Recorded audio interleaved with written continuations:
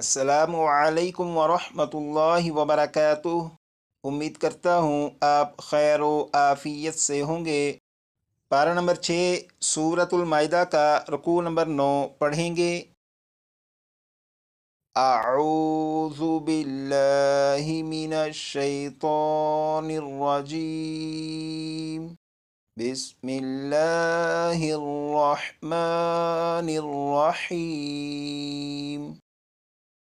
يا أيها الذين آمنوا لا تتخذوا الذين اتخذوا دينكم هزوا ولعبا من الذين أوتوا الكتاب من قبلكم والكفار أولياء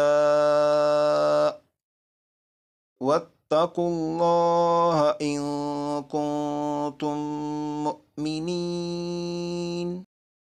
وإذا ناديتم إلى الصلاة اتخذوها هزوا ولعبا ذلك بأنهم قوم لا يعقلون. قل يا أهل الكتاب هل تنقمون منا إلا أن آمنا بالله وما أنزل إلينا وما أنزل من قبل وأن أكثركم فاسقون. قل هل أنبئكم بشر من ذلك مثوبة عند الله من لعنه الله وغضب عليه وجعل منهم القردة والخنازير وعبد الطاغوت أولئك شر مكانا وأضل عن سواء السبيل. وإذا جاءوكم قالوا آمنا وقد دخلوا بالكفر وهم قد خرجوا به والله أعلم بما كانوا يكتمون. وترى كثيرا منهم يسارعون في الإثم والعدوان وأكلهم السحت لبئس ما كانوا يعملون.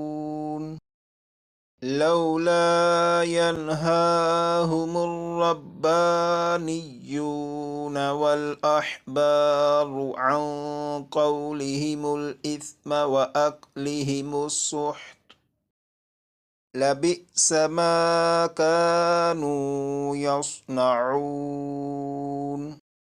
وقالت اليهود يد الله مغلولة غلت أيديهم ولعنوا بما قالوا بل يداه مبسوطتان ينفق كيف يشاء وليزيدن كثيرا منهم ما أنزل إليك من ربك طغيانا وكفرا وألقينا بينهم العداوة والبغضاء إلى يوم القيامة كلما أوقدوا نارا للحرب أطفأها الله ويسعون في الأرض فسادا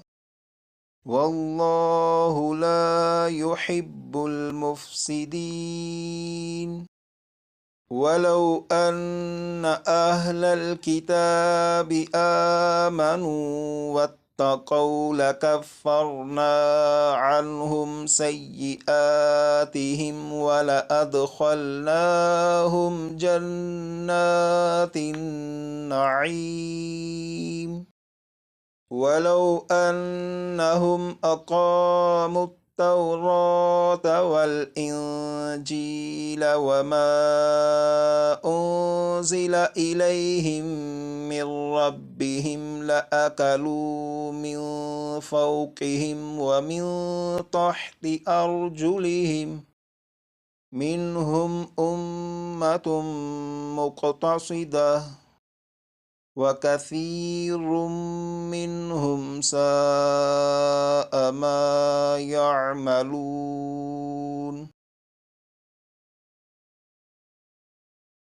यहाँ से लेकर